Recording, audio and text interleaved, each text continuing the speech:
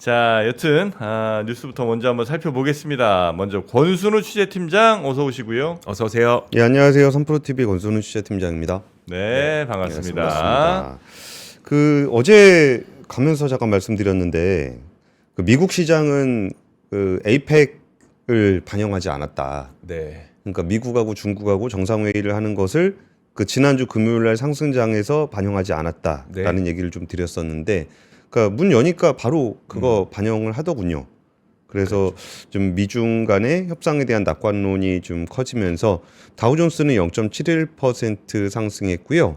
나스닥 종합지수는 1.86%, S&P 500은 1.23% 상승했습니다.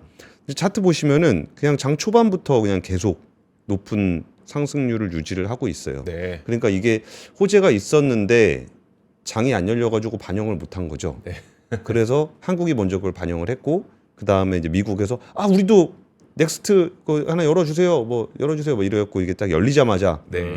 매수를 해서 나스닥이 1.86% 상승을 했습니다.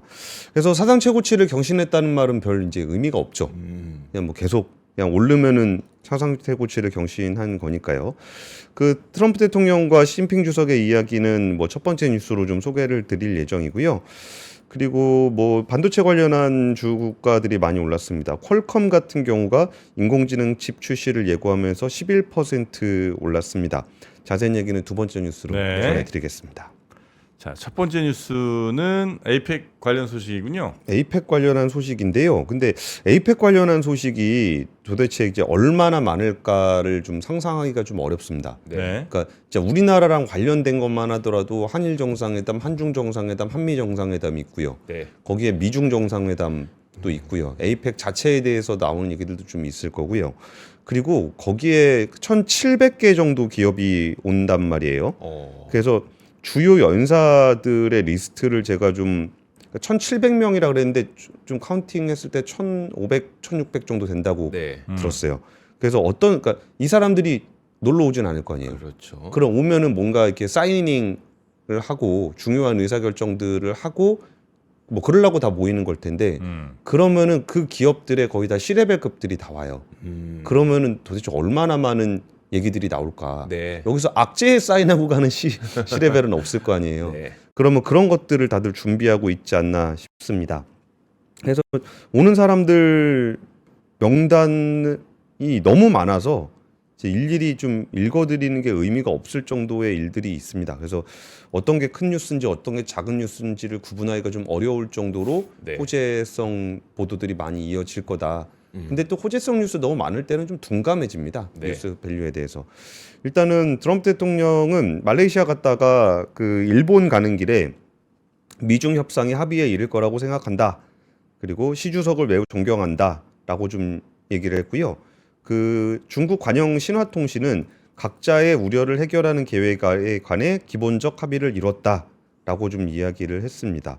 그러면서 트럼프 대통령이 얘기했던 부분들과 중국의 반응이 조금 온도차가 있기는 있어요. 네. 근데 그거를 얼마 전에 저희 3프로TV에서 최태원 회장 인터뷰를 했었잖아요. 그러니까 두 쪽 다 만나본 입장에서 얘기를 하는 건데, 트럼프 대통령은 이제 말을 해야 되는 입장이고 시진핑 주석은 말을 안 하는 입장이래요. 그 생각해 보니까 진짜 그런 것 같아요. 트럼프 대통령은 본인의 입으로 다 얘기를 하고, 시진핑 주석은 본인은 좀 약간 뜬구름 얘기하고 구체적인 얘기는 밑에 장관들이나 아니면은 관영통신을 통해서 보통 얘기를 하는 그런 패턴이 이어지고 있는 것 같아요. 그래서 베센트 장관 같은 경우도 미중 정상이 만나 무역 합의의 틀을 논의할 것이며 펜타닐, 히토류, 농산물 문제가 의제가 될 거다라고 좀 얘기를 했습니다. 뭐 펜타닐, 히토류, 농산물 문제는 중요 의제 중에 그렇게까지 중요한 의제는 아닐 수도 있을 것 같아요. 왜냐하면 히토류 같은 경우는 아예 안 주자는 건 진짜 싸우자는 거고, 중국에다가 관세 100% 매기겠다는 얘기도 서로 보지 말자는 일종의 서로 간의 블러핑 있잖아요. 그래서 언젠가는 풀어야 되는 문제인데 뭐 그렇게 풀려가는 흐름인 것 같아요. 그리고 이번에 좀 특이한 보도가 있길래 하나 좀 소개를 해드리면은, 혹시 2028년에 트럼프 대통령이 부통령으로 출마할 생각이 있냐? 그래서 이게 뭔가 봤더니 이제 삼선을 할 수는 없게 돼 있잖아요. 네. 그러니까 대통령을 세우고 본인이 부통령으로 출마한 다음에 대통령이 부득이하게 일신상의 사유로 사임을 하는 경우, 그건 가능하다. 그러면은 부통령이 부득이하게 대통령 직무대행을 하는 경우, 네. 뭐 그런 경우에 대한 이야기들이 좀 아니, 나왔었습니다. 진지하게 고민된다는 거예요, 그게?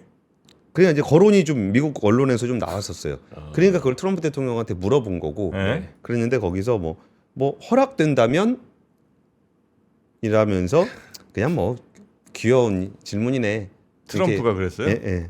그러니까 뭐 출마할 뜻이 뭐 없다는 뜻으로 좀 해석은 했습니다. 네. 그리고서 좀 차기 후보로는 마코 루비오 국무장관하고 제이디 벤스 부통령 얘기하면서 뭐 두 사람 많은 사람이 없을 것 같다라는 이야기를 좀 했었습니다. 그리고 이번에 우리나라 협상은 어떻게 될까에 대한 부분에서 이재명 대통령이 블룸버그 통신하고 인터뷰를 했는데 그 트럼프 대통령은 뭐 합의 다 했다고 얘기했잖아요. 네. 근데 이재명 대통령은 좀 그 투자 방식, 투자 금액, 시간표, 어떻게 손실 공유하고 배당을 나눌지 모든 게 여전히 쟁점이다. 라고 좀 이야기를 했습니다. 그래서 이 부분이 좀 트럼프 대통령이 얘기하는 거하고 이재명 대통령이 얘기하는 거의 온도차가 네. 상당히 납니다. 그리고 이게 끝까지 주도권을 뺏기지 않으려 그러는 건지 아니면 진짜 얘기하는 건지 모르겠는데 오연주 대통령실 국가안보실 3차장이 외신기자클럽 간담회에서 이번 에이펙을 목표로 협상을 진행한 것은 아니다. 관세 협상의 기준은 상업성과 한국 경제에 도움이 되느냐다. 라고 좀 이야기를 하면서 이전에 그 미국 가기 전에 김용범 실장이 얘기했던 온도와 지금 얘기하는 온도가 좀 차이가 좀 있는 것 같습니다. 네. 그래서 이 부분은 좀 지켜볼 필요가 있지 않을까 싶습니다. 네. 자, 그렇게 에이펙 관련해서 아마 뉴스가 계속 나올 것 같고요. 지금 뭐 정기선 어제도 보니까 뭐 기업인들도 뭐 기조연설 같은 거 많이 네, 하더라고요. 그래서 계속된 아마 에이펙 관련 소식들은 저희가 또 정리되는 대로 전해드리도록 하고 두 번째 소식도 가보겠습니다. 예, 에이펙 소식은 나중에 전해드릴게요. 그럴까요? 나중에 시간이 없을 수도 있겠다. 예, 예. 네. 뉴스삼은 시간이 짧으니까요. 그러니까 반도체 소식 좀 전해드리면 너무 고점 아니냐라고 네. 생각을 하실 거예요. 벌써 50만 닉스, 10만 네. 전자 이게 좀 좀 부담스럽잖아요. 네. 근데 지금 반도체 쪽은 투자가 끝난다는 뉴스가 없을 것 같아요. 당분간은. 일단은 하이닉스가 그 청주 M15 엑스팹 이제 준공하고 양산 들어간다는데 요 얘기가 뭐냐면은 클린룸을 열고 장비 반입을 시작했다라는 얘기예요. 이제 클린룸을 열고 장비 반입을 시작했다라는 거는 어느 정도 이제 생산 시설 구축이 마무리가 됐고 이게 본격적인 양산 준비에 들어갔다라는 이야기입니다. 그럼 내년쯤 되면은 새 공장에서 더 반도체가 나오겠죠.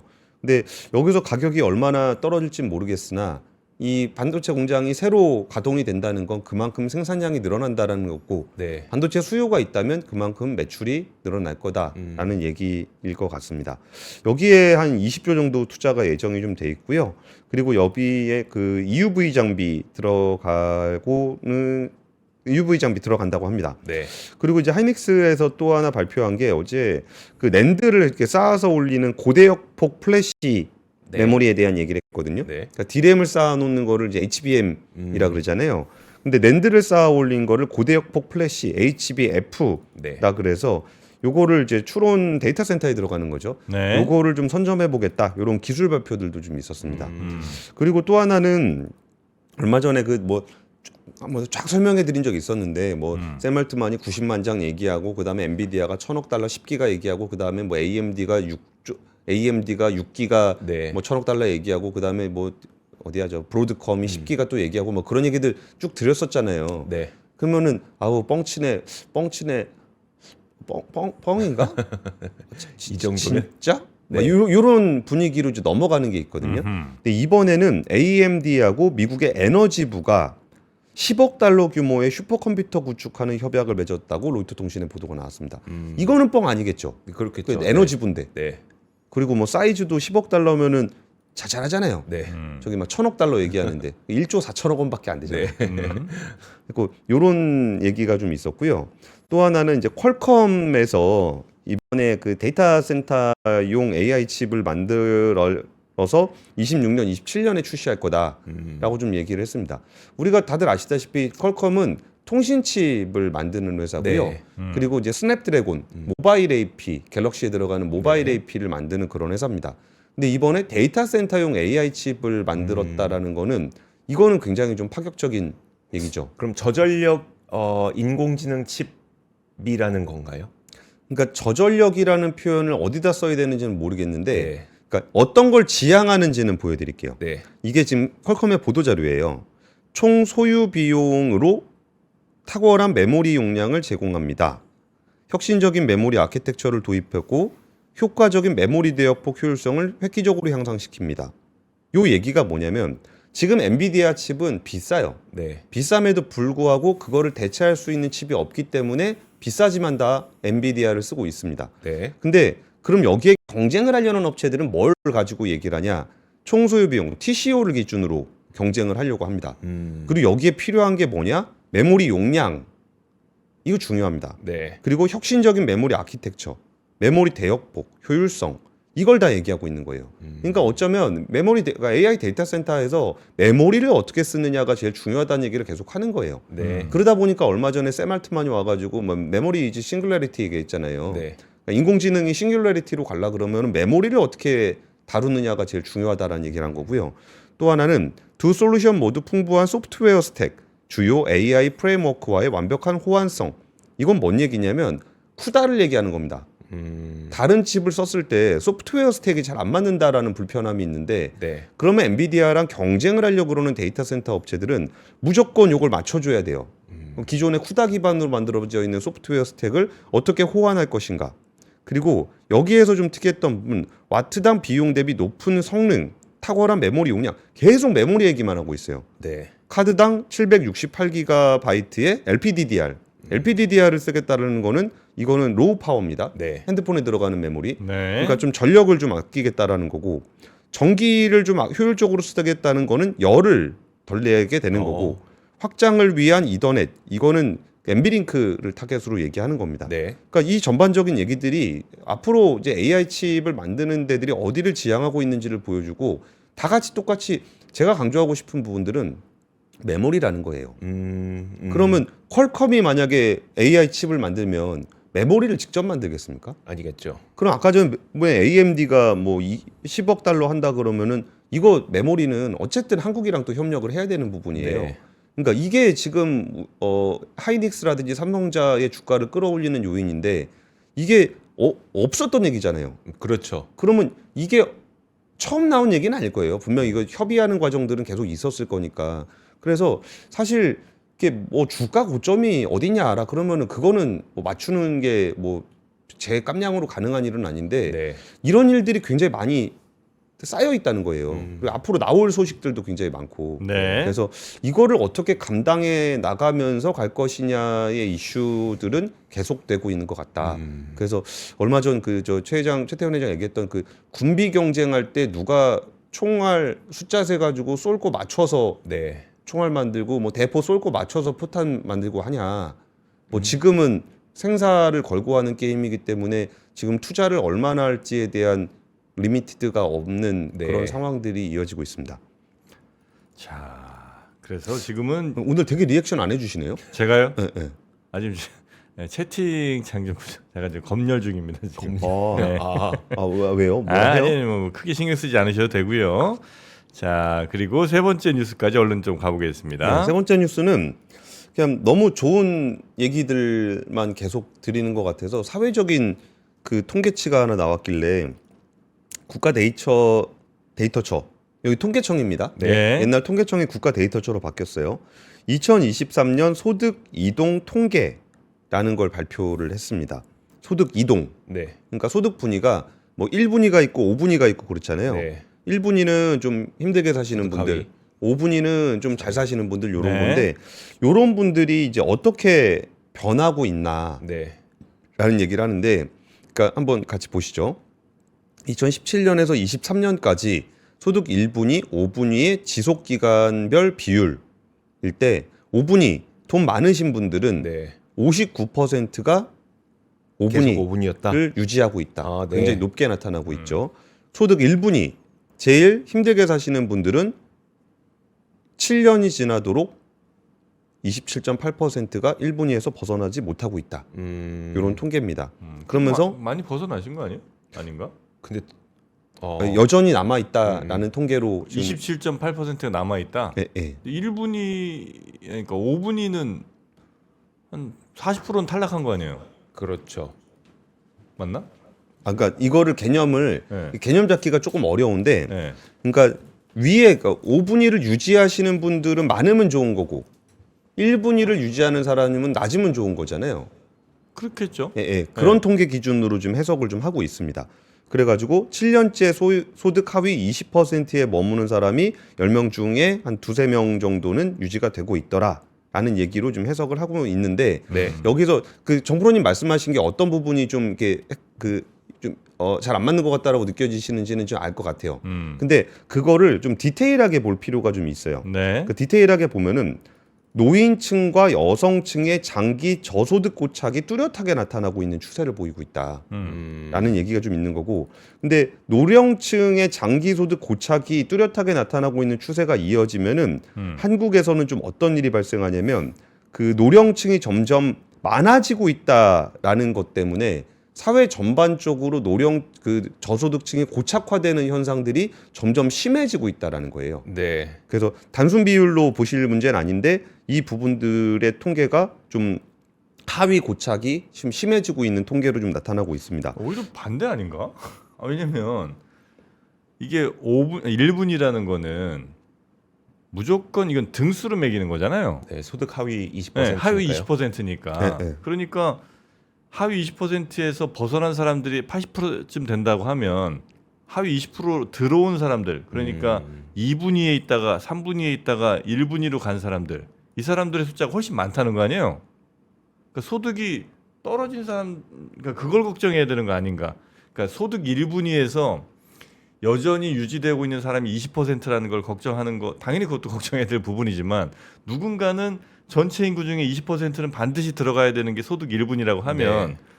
소득이 1분위에서 조금 더 높았던 사람들이나 좀 더 높았던 사람들이 계속 1분위로 떨어지는 경우가 많고 1분위였던 사람이 2분위나 3분위로 이렇게 올라가는 경우가 꽤 많았다는 거 아니에요? 그러니까 이게 지속 기간이니까 변동성이 좀 나타나는 게 좀 좋은 부분인 건데 네. 거기서 이제 고착화되는 부분들이 좀 길어지고 있는 부분들에 대한 우려를 하는 거고, 네. 그러니까 정프로님 말씀대로 이렇게 통계 그냥 통으로 봐서 이게 비율을 나눠 보면은 그 말씀이 맞긴 맞아요. 네. 네네네. 근데 거기서 누가 그럼 2층에서 고착화되는가들을 이렇게 다일루션을 해보는 거예요. 예. 근데 거기서 뭐 그 연령이 좀 고연령층이거나 네. 아니면은 여성이거나 이런 분들이 이제 이동성이 굉장히 낮게 나타나고 있다라는 네, 거예요. 네. 다른 이동성보다 좀 더 고착화돼 있더라. 예, 예, 예. 여성과 고 연령층들이 예, 예.